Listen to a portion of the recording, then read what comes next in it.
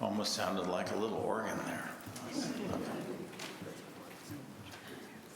Dear God, we thank you for all that blesses our lives, the big and the small, and pray that our eyes might be opened as we look into this parable and others of Jesus. Amen. So the parable of the wicked servant, we don't hear that word very often, do we? The parable of the wicked servant is not an easy parable to understand. It comes at the end of a section of Matthew's gospel where Jesus talks at length about what relationships in the Christian community are like. And over he makes the point that the life of the community, this extended family of God, is the most important thing in the world. And that those who want to be part of it are called to do everything in their power to nourish and strengthen the bonds of love. Nothing is to get in the way of that. Not our quarrels or our rivalries. If one in our company for some reason goes astray, we are to leave the rest of the flock and go in search of the lost one, not to kill him, but to bring him back to the fold. Now, that message is more important than ever as we approach the primary season in yet another emotional election year. Millions of families are deeply divided, and the family that is Christendom is deeply divided too, as we all know. There's a lot of confusion today, in fact, over what it means to follow God. Someone who was recently checking out our website, maybe to figure out whether to come visit us or not, saw the photo there that we have of the large banner that used to be up over the original church building that said Black Lives Matter. And this particular church shopper went ballistic, and using very un-Presbyterian terms and all caps, mostly said in his email that we were deluded and that all lives matter. All lives matter. Well, that deserves a look. Few events, of course, historically have stopped our nation as cold as the murder of George Floyd. Many people, unlike the man who wrote the ugly email, said to themselves, now I get it.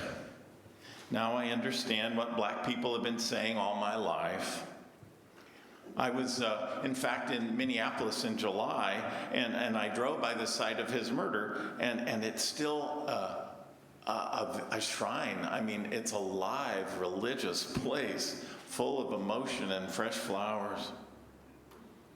Still, in the midst of this has come that chant from those who are pushing back all the time saying, all lives matter. And yes, of course, that sounds reasonable, right? Who can object to that? Wouldn't Jesus say, all lives matter? It's complicated, like everything else. Because if you can't hear Black Lives Matter without getting angry and needing to say, all lives matter, then look with me at Jesus' parable of the lost sheep. There are 100 sheep, and one goes missing. Does Jesus say, let him go. We still have 99. That one was trouble to begin with, and if you go after him, he'll just get lost all over again next week.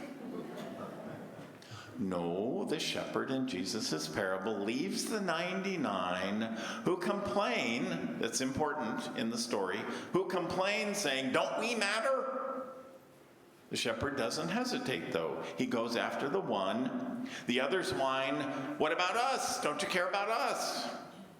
And of course Jesus cares about all the others.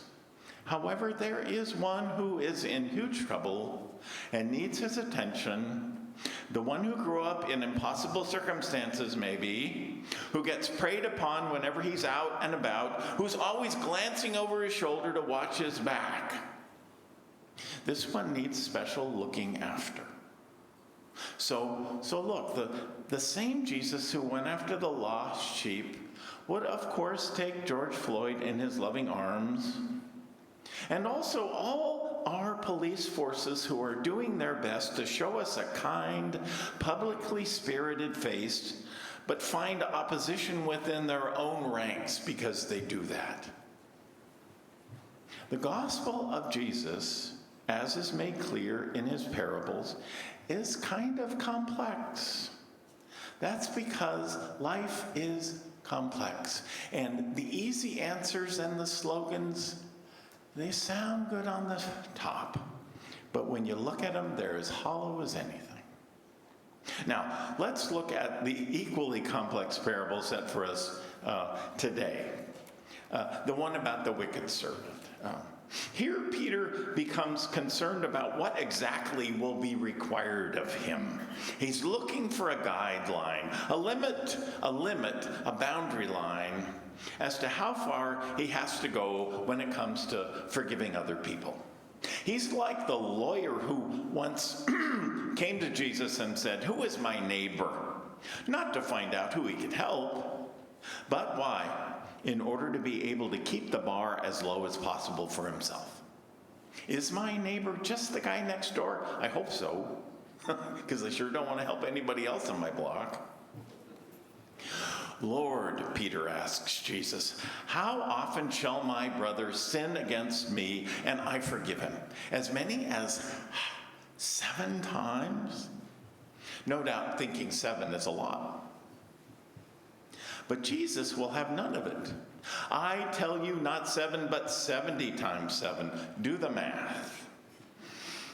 Well, thinking about that just wears me out. I mean, say you have a lunch date with a friend, and you have to clear your calendar to see her. And then you show up 10 minutes early, and you wait and wait and wait and find that you've been stood up. And you leave after a half hour or more thinking, well, she better have a good excuse. And later that afternoon, she calls you and she is all contrition. She was looking in the wrong appointment book and just then, before calling, remembered the date. Can we still do it? She wants to know. Of course, you say, putting your feelings aside, and you set another date. And then the whole thing happens again. Forgiving someone once is one thing, but are you going to give her a third chance? Wouldn't that make you feel like a chump? How about 70 times 7 then? Come on. We prefer relationships where what we are willing to give is matched by what others are willing to give. Who wants a one-way relationship where one person does all the giving? That is the part of us Jesus is speaking to in this passage today.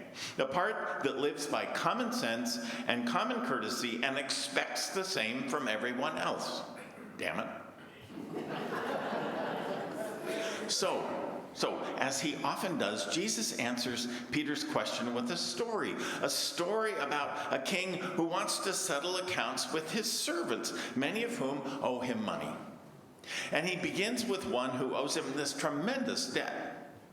And that man begs for additional time to pay, and it's granted by the merciful Lord. But that man goes out and demands the small amount he is owed by someone who in turn begs for the same grace that his master has been given, and that master, the forgiven one, refuses. And then he is summoned by his Lord and excoriated for not passing on the same graciousness. Quote, "So God will also do to every one of you if you do not forgive your brother or sister from your heart," Jesus says.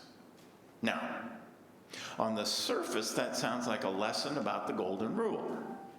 Do unto others as you would have them do unto you, or more precisely, do unto others as you would have God do unto you, because if you do not forgive your brother or sister from your heart, God will have you hauled off to jail and throw away the key. Well, frankly, that reading of the story leaves me cold. I mean, if the only reason to forgive my neighbor is to save my own neck, to get forgiveness for myself, then it's certainly not something I'm doing out of love, right? It's something I'm doing out of fear. Does that sound like Jesus? No. He never operates out of fear. We need to look more closely at this parable to discover what it's really about. The story started out well, but, it ended kind of poorly. I mean, what made the servant so wicked? Why was he unable to forgive a mere fraction of the tremendous debt that he himself had been forgiven? We, all of us, find the power to forgive other people by our own experience of forgiveness. We have all been forgiven freely by someone sometime in our life. Someone has chosen to wipe our slate clean when we have merited less. They decide to forgive us because they decide that what was most important was our relationship. Not the damage that we've done, not the anger that they have felt toward us justly. That's what real forgiveness is about, pure, unadulterated grace. But we, all of us who have known pure forgiveness, also know that there are imposters lurking around. Sometimes people merely overlook another's faults or make excuses for them and call it forgiveness. They hide their true feelings in order to avoid a fight. They learn how to say things that sound forgiving while their actions bear little resemblance to their words. I mean, look, there is a lot that passes for forgiveness these days that is not forgiveness at all, but is just a kind of indifference, in which we dismiss people from our lives by forgiving them, and then we have less and less to do with them until finally there is nothing left between us at all. You get it? Does this sound familiar? Don't we all do this with some people? When that happens, the only excuse I can think of is that we have forgotten what it is like to be forgiven, genuinely forgiven from the heart. Because if we could remember what it's really like, then how could we deprive anyone else of that same experience? That is what the king wants to know in the story. I forgave the whole of your debt when you begged it of me, he says to the wicked servant. Were you not then bound to show your fellow servant the same mercy I showed you? Somehow, when the king released him and forgave him his debt, he didn't get it. He thought he'd gotten away with something, see? He thought he had pulled a fast one. He thought the king was stupid to buy such an obvious lie and deserved no better than to be duped by him. Lord, have patience with me, and I will pay you everything, he had said. But he could never repay the tremendous debt that he owed. He knew it, and the king knew it too. But if making the king feel sorry for him meant he did not have to pay, what did he care? Barbara Brown Taylor, who put me onto this, says that the man missed the experience of forgiveness altogether. It never crosses his mind that what was really happening to him was that he was being forgiven from the heart by someone who understood the enormity of his debt and who agreed to underwrite it, let it all go, so as to stop keeping score himself. The master had erased the debt which had become a substitute for the relationship so that they could get to know one another again. That is what real forgiveness is truly about. The only reason for any of us to forgive each other is because we want that relationship back again, which is impossible to do when you're busy keeping tabs, right? As long as you're focused on what someone owes you, you tend to spend your time trying to figure out how to get it paid back or proved right or protected from further harm. But once you have forgiven your brother or sister from your heart, there's all the time in the world time to put the calculator away and go for a walk together and start over again. That is what the wicked servant missed. When the king forgave him, he just figured he'd outsmarted the old guy, and that the best way to cut his own losses was to see that the same thing didn't happen to him. So when his turn came, he did what he had fully expected the king to do to him. He grabbed the man who owed him some money by the throat and demanded payment right there in the street. He had missed his own forgiveness. So, of course, he could not forgive anyone else. All he saw when he looked at his fellow servant was an overdue bill walking around, and he grabbed it by the throat. And look how the story ends. He gets thrown into jail until he can pay the debt, which of course amounts to the rest of his life. But his imprisonment is a technicality. As Barbara Brown Taylor points out, the wicked servant was already behind bars. He was in a prison of his own making. By refusing to be forgiven and refusing to forgive, he had already created his own little Alcatraz, where he sat in solitary confinement with his calculator, keeping track of his accounts like Ebenezer Scrooge, lonely as hell. Lord, how many times shall my brother sin against me and I forgive him, says Peter. As many as 7 times? By the end of the parable, Peter thinks he's gotten the message. Do unto others, or the king will do unto you. But that is not the message of the parable at all. The message of the parable is, do unto others as the king has already done unto you. It's not a matter of earning your forgiveness or letting others off the hook so that you will be let off the hook yourself.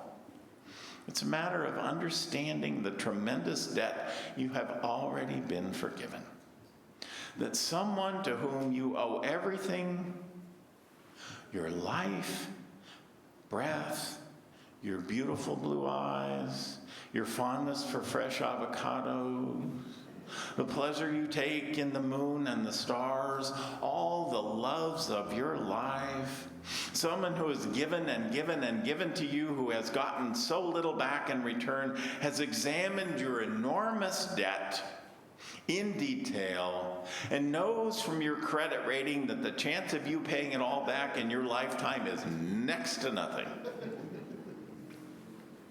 You see, someone who knows all of that has taken whatever stack of IOUs that you have and torn them in half, balancing your books in one fell swoop for one reason and one reason alone, because that someone wants to remain in relationship with you and wants you to be free to respond. So once you think of that, once you let that sink in, how can any of us pass up a single chance to do the same? Trust me, we're going to need this admonition. When Thanksgiving and Christmas roll around this year and we sit down with our families and our neighbors and deal what will be on our plate as things unfold in this country, as people say, well, all lives matter, and don't really understand what the score really is. May we understand. God help us, and amen.